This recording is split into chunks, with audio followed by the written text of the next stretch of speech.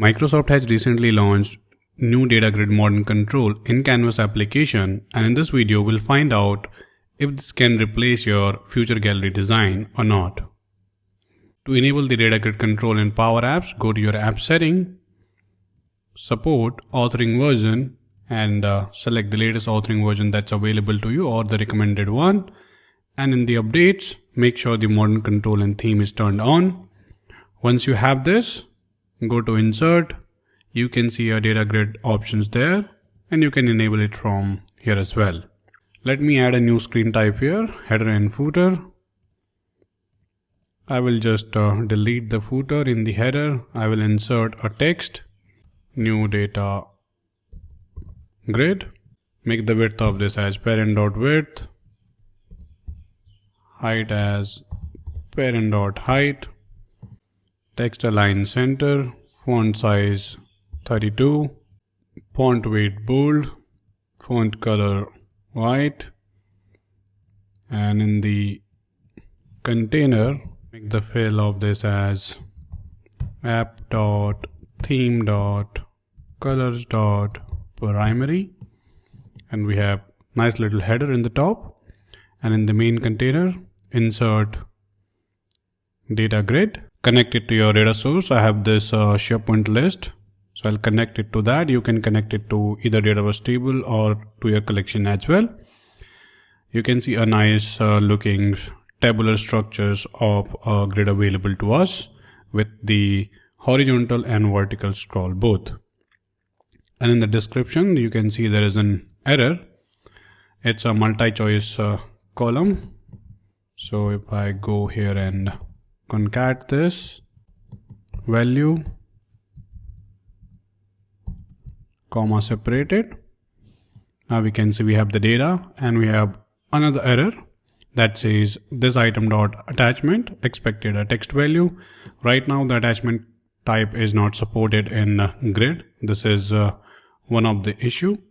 So if we go to the fields and in the attachment, I can just simply remove this.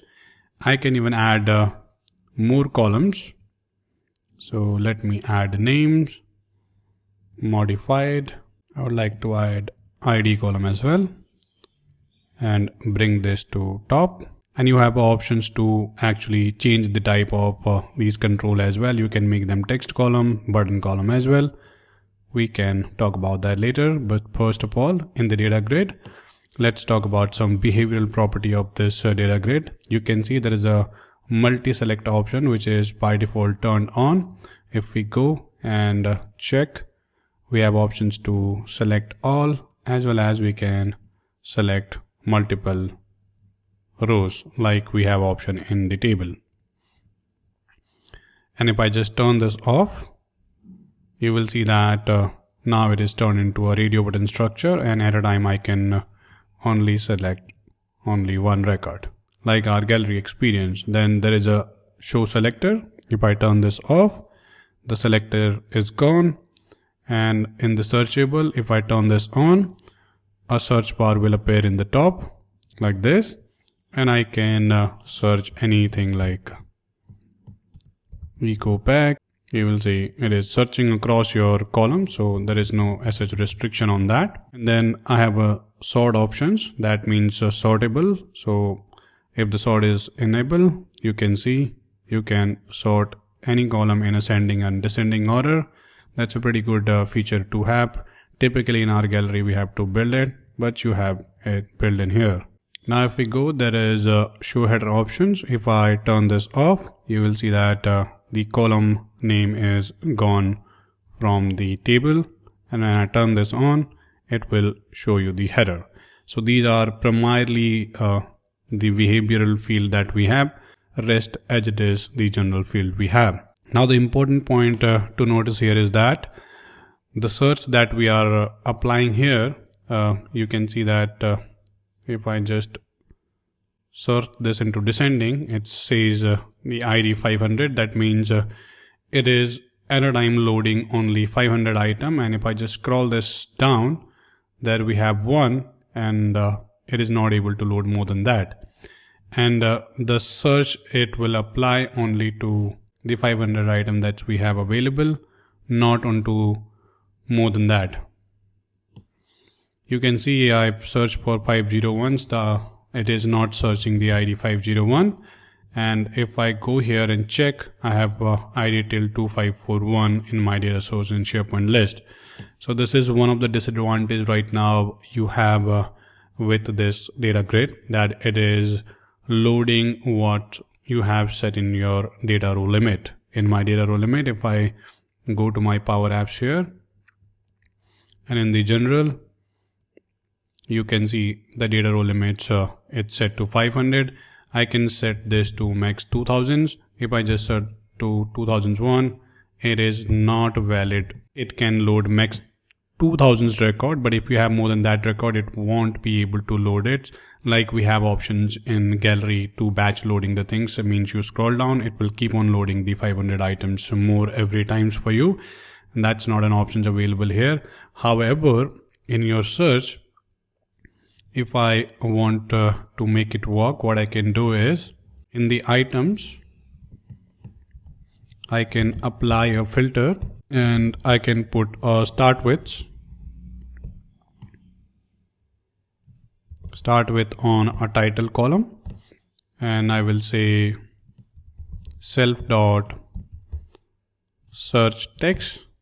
It's an output property of your data grid. So now if I just want to search the 2541, this particular ID, and the product name is our title basically. So if I just search test here, it is able to search the title test. So this way you can apply your filters to your data grid.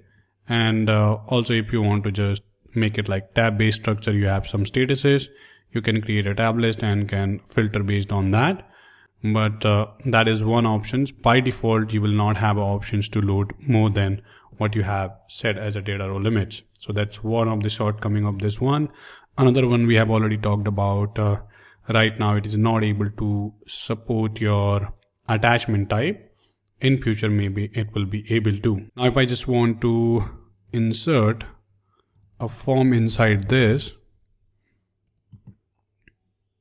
and name it as connected to my data source.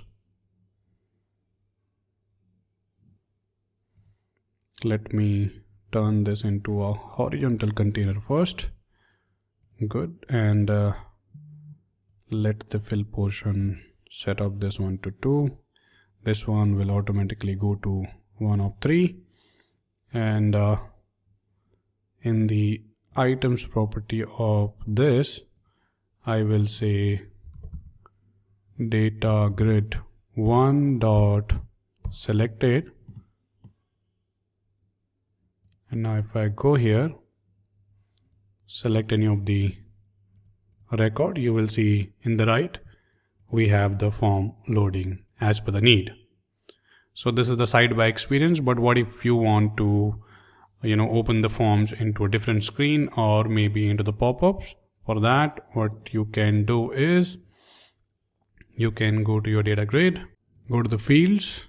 We have this ID field. Maybe we can turn this into a button type column.